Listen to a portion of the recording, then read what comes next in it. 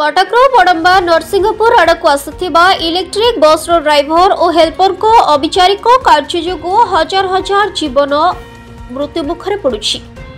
सूचना अनुसार कटक मंगुली छकरे एपरी विपज्जनक ढंगरे लोक माने बस रे यातायात करुथिबा देखिबाकु मिलिछि। आमे कहूना आपण निजे बस को लक्ष्य करंतु। जदि गाड़ी उपलब्ध नहीं तेबे आमे किछि समय अपेक्षा करिबा काहेकि आमे एपरी जीवन को विपदरे पकाइबा। बस ड्राइवर मध्य गोरु गाई परी लोकंकु नदी नाल दे नेउछि। जदि कोनोसी अघटन घटे तेबे एथिपाई किए दायी रहिबे। वर्तमान जहाँ सूचना रही कटक मंगुली छकरे एपरी विपज्जनक ढंगरे बस चालक गाई गोरु परी गाड़ी रे नहीं जीवासीबा करुछंती। जदि गाड़ी उपलब्ध नहीं तेबे किछि समय अपेक्षा करिबा काहेकि एपरी जीवन को विपदरे पकाइबा।